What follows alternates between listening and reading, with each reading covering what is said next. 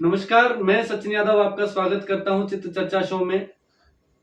चित्त का मतलब मन, हृदय और चर्चा जो आप और हम लोग आपस की बातचीत करते हैं।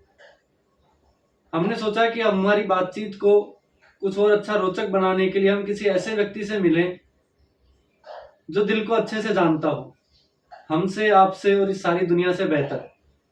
तो आज हमारे चित्त चर्चा के इस विशेष एपिसोड में डॉक्टर रामचंद्र शेरावत जी हमारे साथ हैं, जो कि जयपुर शहर के प्रसिद्ध कार्डियक सर्जन हैं, समाज सेवी हैं। मैं आपको उनसे रूबरू कराता हूं।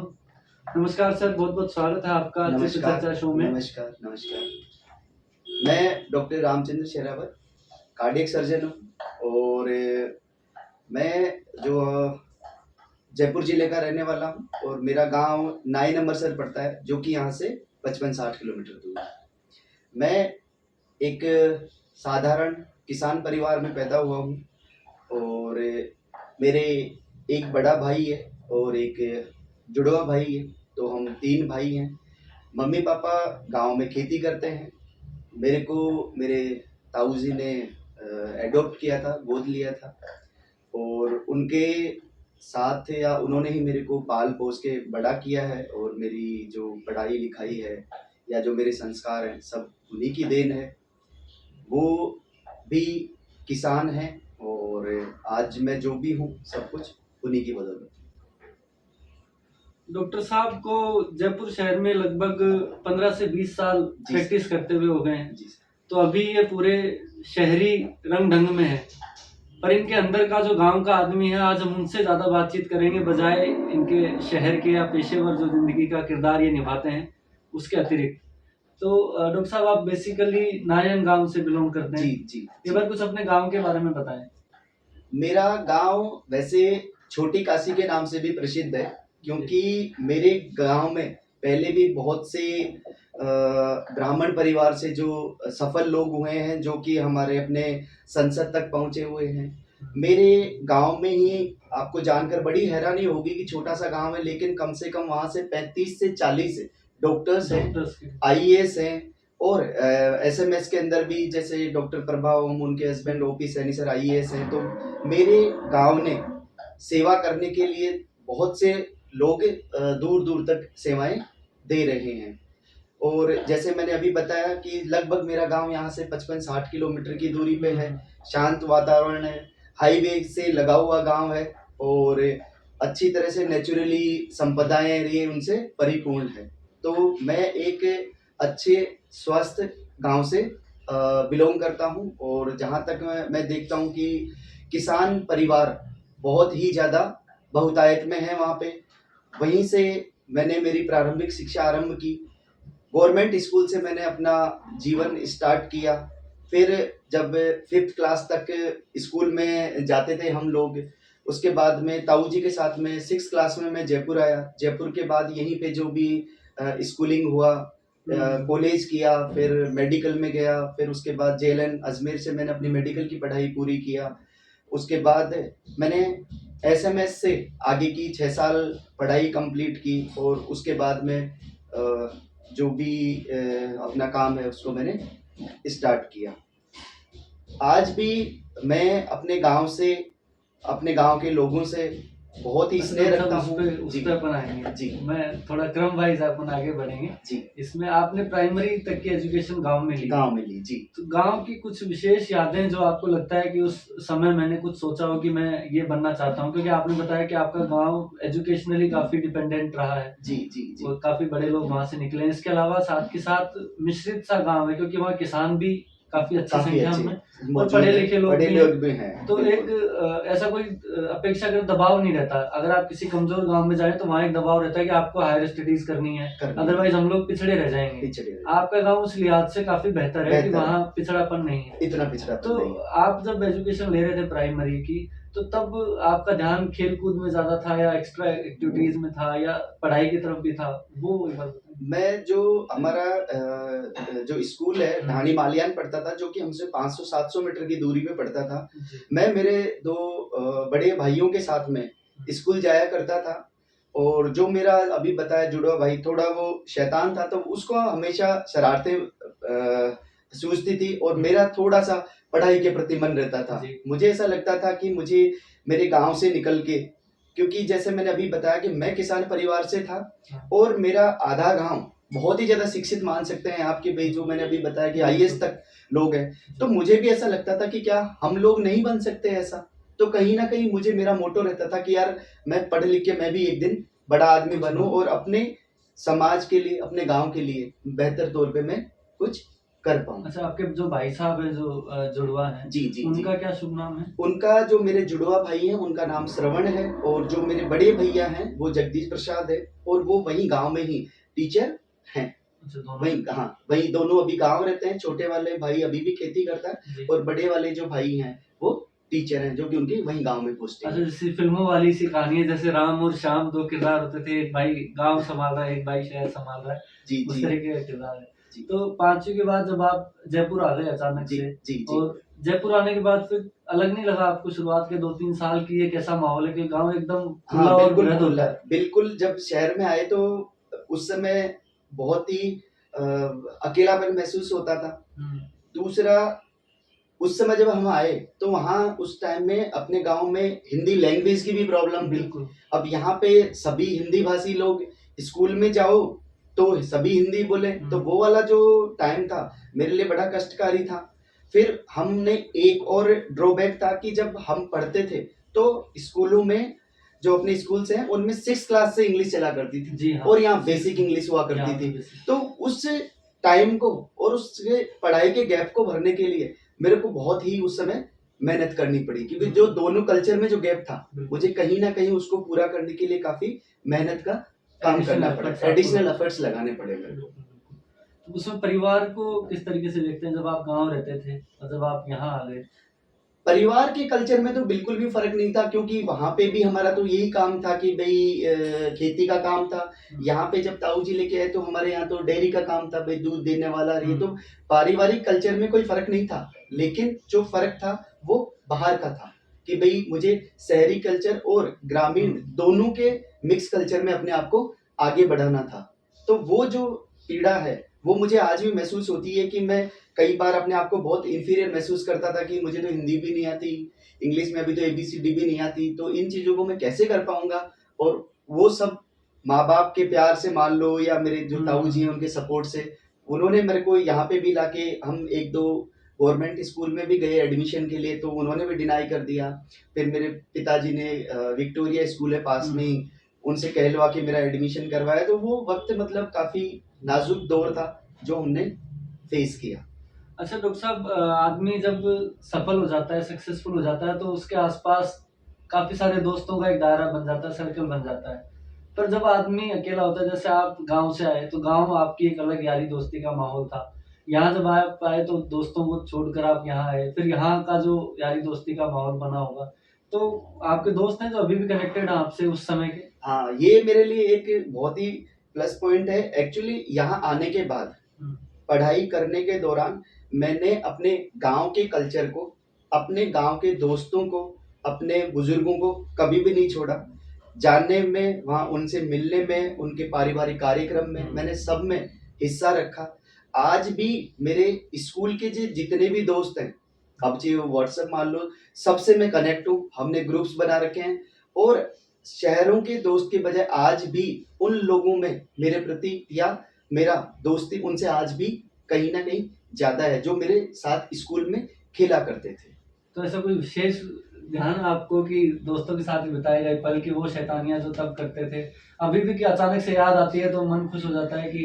ऐसे तो बहुत सी चीजें थी जो हम करते थे, कि ऐसे एक बार मेरे को पेड़ पे चढ़ना नहीं आता था, हम 2-3 दोस्त थे, जाके पेड़ पे चढ़ गए। अब वो लोग तो, उनको तो उतरना भी आता था, मेरे को उतरना नहीं आता था। मैं थोड़ी देर पेड़ पे बैठा रहा, तो शायद डर की वजह से मेरे पाँव रे अकड़ गए, अब मेरे से उतरा नहीं जाए।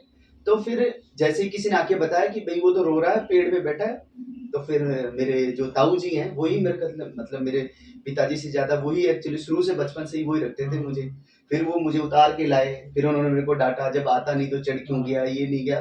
तो वो एक ऐसा इंसिडेंस है जो मैं कभी भूल नहीं पाता, जो दोस्तों के साथ किया, जो अचानक से आपको अचानक से आज भी अंदर हाँ से मेरे को हर्ष ला ऐसे देता है। हाँ हंसा देता है।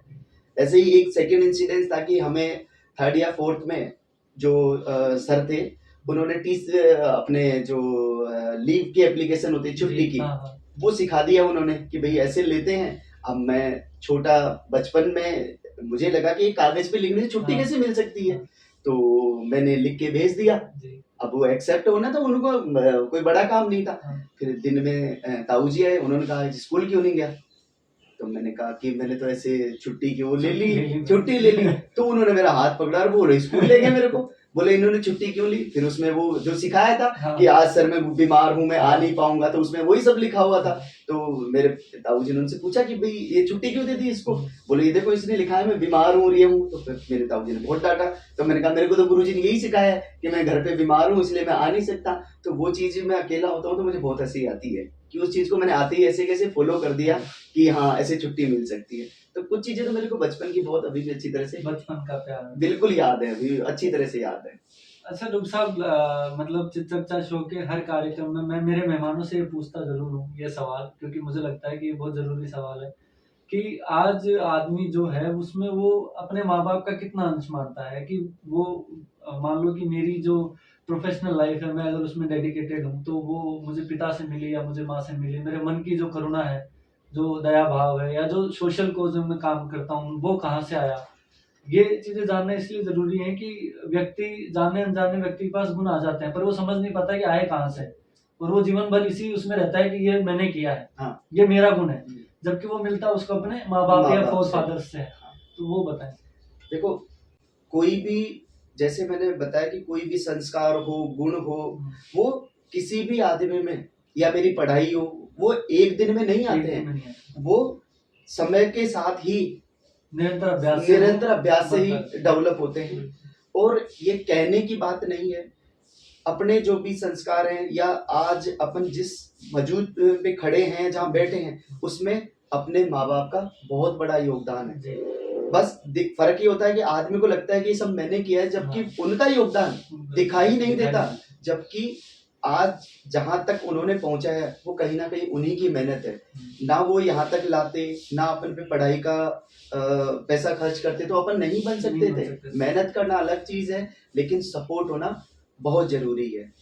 जैसे चिकित्सक बनने के लिए मेरे दिमाग में सबसे ज्यादा जो बनने का जो जज्बा जो डेवलप किया उसमें मेरे ताऊजी ही थे। उनको ऐसे लगता था कि डॉक्टर का एक रुतबा होता है, डॉक्टर को हमेशा लोग साहब बोलते हैं, डॉक्टर साहब बोलते हैं, तो मेरे को हमेशा मोटिवेट करते थे।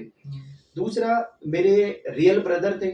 जब मैं छोटा था 6-7 साल का हो क्लास में पढ़ता था, उसी उनको ब्रेन हेमरेज हुआ, हमने बड़े बड़े प्राइवेट हॉस्पिटल्स में दिखाया तो उनको हम बचा नहीं पाए। तो तब से भी मुझे ऐसा लगता था, मेरे ताऊजी को ऐसा लगता था कि घर में कोई ना कोई तो डॉक्टर होना चाहिए। तो ये जो भी मैं बना हूँ या जो भी किया है तो कहीं ना कहीं इसमें मेरे ताऊजी की सोच है बहुत ज्यादा निर्भर है कि वो हमेशा मुझे मोटिवेट करते हैं कि यार और कुछ भी बन सकते हो, लेकिन जो अपन ने पीड़ा भोगी है, जो भाई खोए हैं, तो कहीं ना कहीं उनको ऐसा लगता था कि घर में कोई ना कोई डॉक्टर होना चाहिए। और वही मेरे को हमेशा प्रमोट किया और मैं आज यहाँ तक पहुँच पाया। अच्छा, आपकी ताऊ जी के बारे में हमने इससे पहले भी जब बीमारी की बातचीत होती है तो हम लोग उससे बात करते ही हैं निरंतर रूप से। माता जी के बारे में बताएं कि उनका कैसा व्यवहार था, क्योंकि आमतौर पे माएँ बड़ी कोमल हृदय होती हैं, है ना। तो जब बच्चा कभी रोता है तो वो अकस्मात अपने आप ही चला जाता है, वो माँ बुलाती नहीं है कि रो क्यों रहा है, उससे पहले बच्चा पहुंच जाता है उनके पास में। तो आप बताएं कि माता जी का कितना योगदान। जैसे बस हर आदमी की तरह मैं भी शायद वही कि जैसे अपना समाज जो है पुरुष प्रधान है, तो जो पिताजी ने सपोर्ट किए, जो ताऊ जी ने सपोर्ट किए, वो मुझे भी दिखते हैं, समाज को भी दिखते हैं। लेकिन जैसे मम्मी की बात करें अपन तो वो तो बिल्कुल सिंपल होती हैं, जैसे बेटा कहता है वही उनको सही लगती है।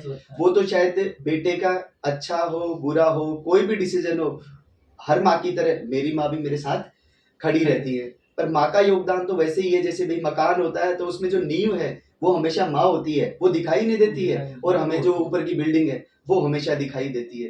बाकी माँ शायद उनसे भी ज्यादा सपोर्ट करती है। अब आपने बताया तो इसलिए मुझे एक दो इंसिडेंट्स ऐसे याद भी हैं कि मैंने जैसे ही सीनियर किया तो पिताजी से किसी बात पे ऐसी होगी कि मुझे एक्चुअली क्या, मुझे थोड़ा सा ये था कि मैं ब्यूरोक्रेसी की तरफ रुझान रहता था मेरा, तो मुझे अच्छा लगता था कि मैं बनूं। लेकिन पापा का, जैसे मैंने अभी बताया आपको, उनको ऐसे लगता था भाई चिकित्सक बने तो बेटर है। तो इस बात पे थोड़ा हुआ, तो उन्होंने कहा कि अगर तुझे डॉक्टर नहीं बनना है तो मैं तेरे को फीस ही नहीं दूंगा, मैं तेरे को पैसे ही नहीं दूंगा। तो उस समय का मुझे अभी भी याद है। तो फिर उन्होंने तो नाराज हो गए, दिया भी नहीं। तो फिर मम्मी ने अपने पास से पैसा लाके मुझे दिया कि नहीं तुम ये फीस तो जमा कराओ, फिर जो भी होगा मैं सब हैंडल कर लूंगी, तुम तो कोचिंग ज्वाइन करो, मैं सब करवा दूंगी। और फिर वही हुआ कि फिर वो मम्मी के सपोर्ट से वापस परिस्थितियां वापस नॉर्मल हो गई। तो मम्मी का तो हमेशा ही वो रहता है कि भाई मेरा बेटा है तो वो सही ही होगा, सही ही होगा। और उसी तरह से मेरी मम्मी बिल्कुल सिंपल है, तो जो हमने कहा वही उनके लिए तो सब सही सत्य साबित हुआ। सच। अभी अभी पिछले कुछ दिनों में महिला दिवस बीता है और डॉक्टर साहब के जीवन में महिलाओं का बहुत बड़ा योगदान है और मैं वो व्यक्तिगत रूप से जानता भी हूँ। मैं डॉक्टर साहब आपसे भी पूछूंगा कि महिलाएं आपके जीवन में बहुत हैं जिन्होंने आपको हमेशा सपोर्ट किया है, प्रेरित किया है प्रेरित जीवन में किया कुछ है। नया करने के लिए, क्योंकि जो पुराना है वो तो चलता ही रहता है, पर आदमी कुछ नया करता रहे तो उसका जो जीवन है वो बढ़ जाता है। आपके जीवन में जो महिलाएं हैं उनके बारे में बताएं। देखो, हमारा तो प्रोफेशन भी जैसे चिकित्सक वर्ग है, तो हाँ। उसमें तो महिलाएं काफी ज्यादा हैं बिल्कुल। कि भाई स्टाफ नर्स है, नर्सिंग स्टाफ है, या और भी जो स्टाफ है, पोस्ट है, उनमें महिलाएं काफी आगे हैं। पर महिलाओं का जो सपोर्ट है, अगर आप उनके साथ अच्छा बर्ताव करते हो, और मैंने देखा अगर सिर्फ आप उनके रेस्पेक्ट का, उनकी डिग्निटी का अगर वो ध्यान रखते हो, तो वो आपके लिए अपने, जैसे मैंने मम्मी बताया, बहन बताया, उनसे भी कहीं ज्यादा आपका सपोर्ट करते हैं। उनको एक जो वातावरण है, एनवायरनमेंट है जहाँ वो रहती हैं, उनमें अगर उनको सेफ रखते हो, उनकी सिक्योरिटी का ध्यान रखते हो, तो वो आपके लिए हमेशा आपके परिवार से भी ज्यादा अपना ध्यान रखती हैं। और कहने के लिए ही नहीं है, पर हाँ ये है कि इस दौर में, इस वक्त महिलाएं किसी से कम नहीं है, वो आपकी साथी हैं, माँ हैं, बहनें हैं। आप अपने घर में जैसे अपने माँ, बहन, बेटी का ध्यान रखते हैं, अगर आप उनका अपन सम्मान करते हैं, उनके खिलाफ अपन सुन नहीं सकते, तो उसी तरह से जो आपके साथ है वो भी तो किसी की माँ है, बहन है, वो मेरी भी माँ है, मेरी भी बहन है। अगर हम उनका ध्यान रखते हैं तो मुझे भी अच्छा लगता है, और डेफिनेट है उन लोगों ने मुझे बहुत ही सपोर्ट दिया है। और आज जिस कंडीशन पे मैं हूँ उसमें बहुत सी मेरी सिस्टर्स हैं, बहुत सी मेरे जो साथ मेरे काम करती हैं, उन डॉक्टर्स ने मेरी बहुत ही ज्यादा हेल्प की है कि मैं यहाँ तक व्यक्तिगत पहुँच जीवन गया। में जो हाँ, व्यक्तिगत जीवन में जैसे हमारी मेरी जो इंचार्ज है, सिस्टर हैं, वो काफी लंबे टाइम से, और 2-3 सिस्टर्स तो जो ऐसी हैं जो मैं बड़े पहले ब्रांडेड हॉस्पिटल्स में जिनमें मैंने काम किया है, उनको छोड़ के भी मेरे साथ छोटे हॉस्पिटल आए, छोटे से जहाँ पे भी मैं गया, वो मेरे साथ, मेरी बहन, मेरी मम्मी, मेरी वाइफ की जैसे सपोर्ट करती हैं। तो वो मेरे लिए हमेशा डेडिकेटेड है, और वो मेरी टीम के लिए, मेरे मरीजों के लिए इतना समय निकाल के देती है जितना तो मैं भी नहीं दे पाता। तो उनका सपोर्ट मेरे लिए तो बहुत ही ज्यादा है, और मेरा पूरा ध्यान रखते हैं, मुझे बहुत अच्छा लगता है। बेटी से कितना स्नेह? अपार, मतलब इसके लिए मेरे पास शब्द नहीं है। वैसे देखो, प्यार को आदमी बांट नहीं सकता, एसेस भी नहीं कर सकता कि मैं किससे कम करता हूँ, किससे ज्यादा करता हूँ। पर मैं पर्सनली जो फीलिंग है मेरी, और ये मेरे मम्मी पापा है, या मतलब गुड़िया के दादा दादी हैं, ताऊ जी हैं, उन सबको पता है कि मैं अगर इस दुनिया में सबसे ज्यादा प्यार करता हूँ तो वो मेरी बेटी है, शुभिका। मैं उससे बहुत प्यार करता हूँ, मेरे को बहुत अच्छी लगती है, और ऑब्वियसली उसको भी लगता है कि हाँ मेरे पापा मेरे से बहुत प्यार करते हैं। तो जब शुभिका का जन्म हुआ, शुभिका के नाम से लग रहा है कि वो आपके लिए शुभ है, चाम से कम नहीं बिल्कुल है। बिल्कुल सर, बिल्कुल बिल्कुल है सर। अब वैसे तो देखो, हर बेटी अपना भाग्य लेके आती है। हाँ। मेरी बेटी भी खुद का तो भाग्य लाई, लेकिन मेरे लिए भी वो बहुत सी सौगात लेके आई, क्योंकि उसका जन्म तब हुआ था जब मैं मेडिकल लाइन में स्ट्रगल कर रहा था। जैसे ही उसका जन्म हुआ, सबसे पहले तो मुझे सरकारी डॉक्टर बनने का तोहफा मिला, और उसके बाद मुझे दिन रात इतनी प्रसिद्धि मिली, समृद्धि मिली, लोग मिले, क्योंकि उससे पहले मैं भी लोगों से इतना इंटरेक्शन में नहीं था, और लोग मुझे इतना नहीं जानते थे। लेकिन उसके जन्म के बाद जो मुझे प्रसिद्धि मिली, या मेरे कामकाज को जो बरकत मिली या जो मुझे सफलता मिली, हाँ, उसके जीवन का योगदान है और शायद उसी को लेके मैंने उसका नाम शुभिका रखा था। क्यों, मेरे लिए खुद का तो भाग्य लाई, लेकिन मेरा भी भाग्य उसने बिल्कुल बदला है, इसीलिए मैं बहुत पसंद करता हूँ उसको। अच्छा, आप एक बेटी के पिता हैं और एक जिम्मेदार पति हैं, एक जिम्मेदार भाई भी हैं, सब चीजें हैं। अभी आजकल हम देखते हैं, आउट ऑफ टॉपिक बात है पर ये जरूरी है और गंभीर विषय है कि आजकल वर्क स्पेस पे वुमन सेफ्टी की बात बहुत ज्यादा होती है। उसके लिए कुछ स्टैंडर्ड्स तय भी किए हुए हैं, कई बिल्कुल संस्थानों ने तय किए हुए हैं, बिल्कुल पर उन पे खरे नहीं उतर पाते हैं। कुछ लोग कहते हैं कि आउट ऑफ द कोर्स जाके कि बातें जितनी सामने नहीं आती उससे ज्यादा कहीं अंदर भी होती हैं। कुछ लोग कहते हैं कि ये एक पब्लिसिटी स्टंट काइंड ऑफ बन गया है लोगों के लिए कि उनको अटेंशन चाहिए होता है, तो इस तरीके की चीजें होती हैं। जी जी जी। आप लगभग आप ऐसी फील्ड में हैं, मेडिकल फील्ड में, जिसमें महिलाओं की भूमिका बहुत ज्यादा डॉक्टर है, से या बाकी अन्य लोगों से काफी ज्यादा होती ज्यादा है। है, ज्यादा है। आप इसको किस तरीके से देखते हैं? देखो, जैसे मैंने अभी बताया कि महिलाओं को की सुरक्षा, उनकी डिग्निटी, उनका स्वाभिमान बिल्कुल मेंटेन रहना चाहिए। वो अपना 100% तभी दे पाती हैं जब उनको सुरक्षित माहौल मिलता है। ये पब्लिक स्टैंड या अपनी पब्लिसिटी के लिए करने की जरूरत नहीं है। सिर्फ आप इतना ही सोच लेंगे ना कि मैंने जैसा माहौल बना रखा है, वैसे ही माहौल में क्या मेरी बहन सुरक्षित है, या ऐसे माहौल में क्या मैं अपनी वाइफ को नौकरी करवा सकता हूँ, या जो मैं यहाँ ऑब्जर्व कर रहा हूँ क्या उसमें मैं अपनी बेटी को भेज सकता हूँ। अगर मेरा मन बोले नहीं, तो इसका मतलब अपन को उस वातावरण को तभी बदल देना चाहिए या छोड़ देना चाहिए। मैं पिछले 20 साल से प्रैक्टिस कर रहा हूँ। मैं जो मेरे साथ स्टाफ है उसमें कम से कम 10 से 15 लड़कियां या महिलाएं हैं। अगर मैं उनको सेफ्टी नहीं दे सकता या मैं उनका ध्यान नहीं रख सकता, तो वो मेरे साथ कभी भी मन लगाकर काम नहीं कर पाएंगी। उनमें ये भावना होनी चाहिए, जो मेरे से छोटी हैं या बराबर, उनको लगना चाहिए कि ये मेरे भाई के जैसा है। मेरे से बड़ी हैं, उनको लगना चाहिए मेरे बेटे के जैसा है। उनको ये लगना चाहिए कि डॉक्टर साहब हमें तकलीफ में नहीं आने देंगे। और ये मेरा बिल्कुल कोशिश भी रहती है कि मेरा कोई भी स्टाफ, कोई भी बाहर का आदमी, कोई भी उनको परेशान ना करे। और इस चीज में मैं कम से कम पिछले 20 साल से सफल भी हूं कि मेरे किसी भी स्टाफ को आज तक तकलीफ नहीं होने दी है। क्योंकि मेरा सीधा सा मानना है कि आप ज्यादा ना सोच के बस इतना ही सोच लो, क्या मेरी बेटी उस माहौल में काम कर सकती है। अगर आपका मन बोले हाँ, तो सब कुछ सुरक्षित है, और आपको लगे ना, तो इसका मतलब सब ठीक है। ये कहने के लिए नहीं है। अगर हम अपने माँ बेटी की सुरक्षा नहीं कर सकते, तो अपना जीना ही बेकार है। बिल्कुल माँ बेटी का स्वाभिमान अगर हम मेंटेन नहीं कर पा रहे, तो फिर कोई मतलब नहीं है। होना भी चाहिए। बिल्कुल। डॉक्टर साहब, पेशेवर जिंदगी में आप काफी सफल हैं, व्यक्तिगत जीवन में भी ऊपर वाले की कृपा आपकी है मुस्कुराहट बता रही है कि सर, ऊपर की। आप सफल ही हैं। आप जैसे अनेकों लोग हैं जो किसी भी काम को शुरू करते हैं, मैं मेडिकल फर्टिलिटी की बात नहीं करता, उसके अतिरिक्त भी जितने भी लोग बाग हैं जो एक शुरुआत करते हैं, स्ट्रगल करते हैं, फिर उसके बाद हल्की फुल्की सक्सेस भी आती है। जी आप इतने सालों से इस चीज को मेंटेन कर रखा आपने, आप परिवार के साथ भी रहते हैं, आप गांव भी जाते हैं, है ना, और जयपुर जैसे शहर में जो कि बहुत आपाधापी वाला शहर है, उसमें आप रिलेशंस मेंटेन करके चलते हैं लोगों के साथ। तो आपका लोगों के लिए क्या मैसेज है कि वो किस तरीके से अपने आप को मॉडिफाई करें? सर, देखो, मैं ये चीज महसूस करता हूँ कि ये जो आदमी का जीवन है, ये बार बार नहीं मिलेगा। बिल्कुल हम सब सामाजिक प्राणी हैं। सामाजिक प्राणी का मतलब होता है कि मेरी खुशी में आप भी शामिल हो, मेरे दुख में आप भी शामिल हो। आपको कोई पीड़ा है तो उसमें मैं शामिल हूँ। बिल्कुल इस दुनिया में जो आया है वो जाएगा जाएगा भी, ही। उसमें कोई कंफ्यूजन नहीं होना चाहिए। और उसमें ये भी कंफ्यूजन नहीं होना चाहिए कि मेरे से बढ़िया ना कोई आया है ना कोई आएगा। बिल्कुल हर आदमी के रिप्लेसमेंट अवेलेबल है। हमें समाज ने बनाया है, हम समाज को नहीं बना रहे। बिल्कुल एक अच्छा समाज होगा तो उसमें अच्छे लोग तैयार होंगे। अच्छे लोग, आज समाज अच्छा होगा तभी तो मेरा बेटा या बेटी अच्छे बन पाएंगे। अच्छे बात। अगर खराब समाज है तो फिर वो खराब होंगे, और अगर समाज खराब हुआ तो फिर कुछ भी नहीं बचेगा।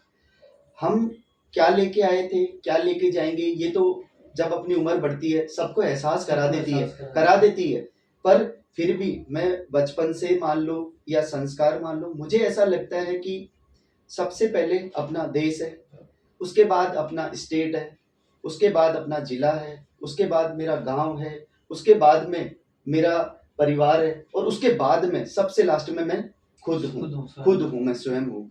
मैं जिन लोगों की मदद कर सकूं, मैं जिन लोगों की सेवा कर सकूं, वो ही लोग मेरे को याद रखेंगे या वो ही मेरी पहचान होंगे।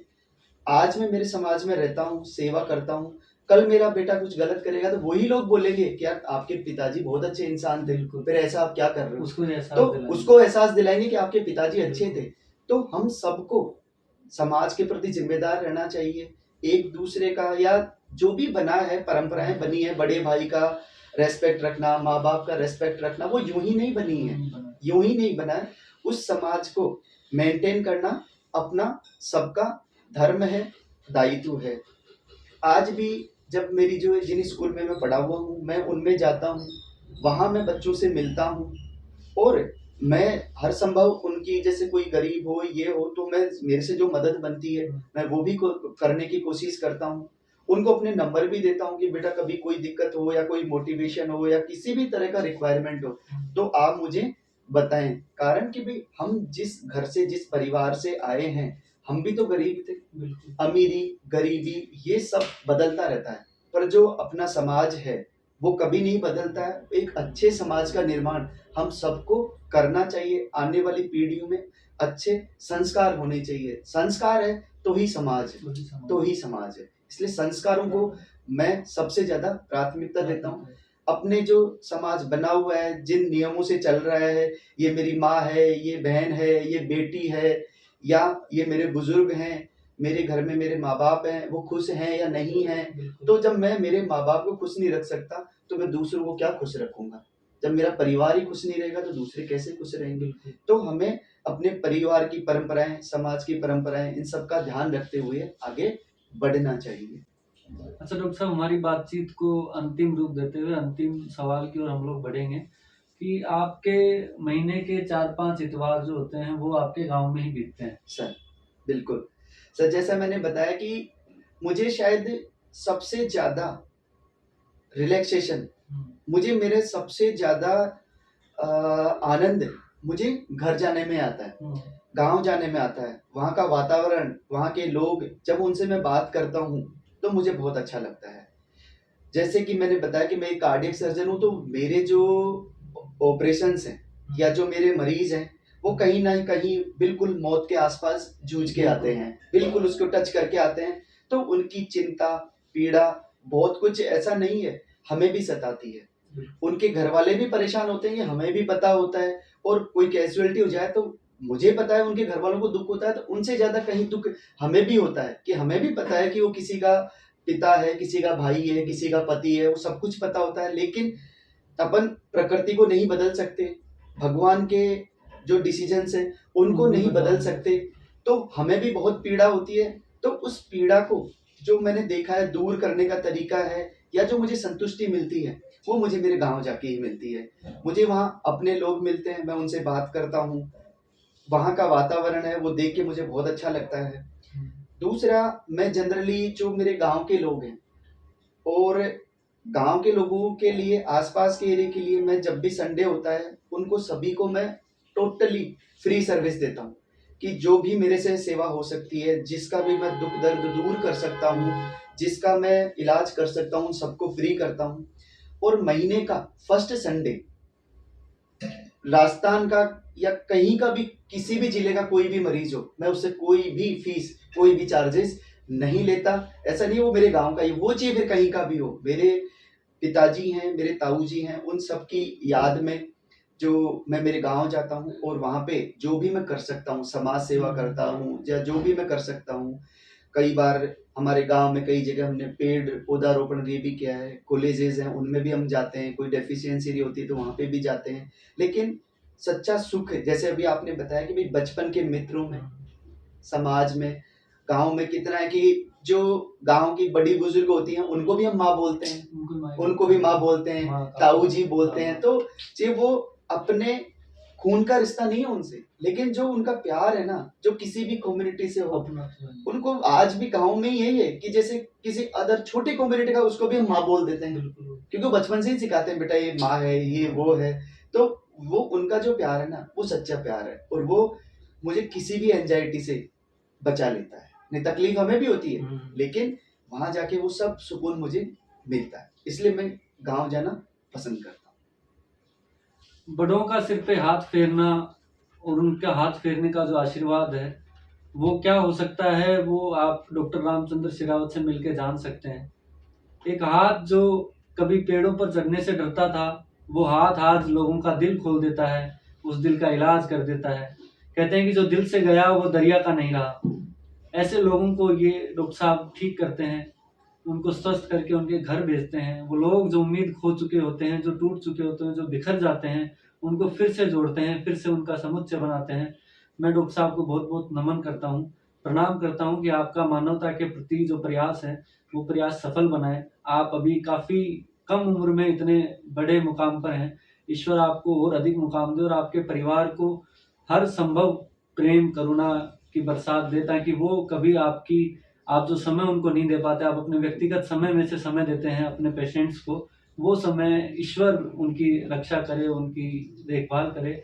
आप सबसे बहुत बहुत धन्यवाद, आपने हमें देखा। और डॉक्टर साहब आपका विशेष आभार कि आपने राम राम। अपने कीमती समय दिया, क्योंकि जिस समय हम बात कर रहे हैं उस समय भी कम से कम 10 से 12 कोर्स डॉक्टर साहब के पास आ गए होंगे। पर मैं क्षमा चाहता हूँ कि मैंने उन पेशेंट्स का समय लिया, और अगले हफ्ते हम अब किसी अच्छी शख्सियत के साथ आपके सामने रूबरू होंगे। तब तक के लिए नमस्कार। नमस्कार।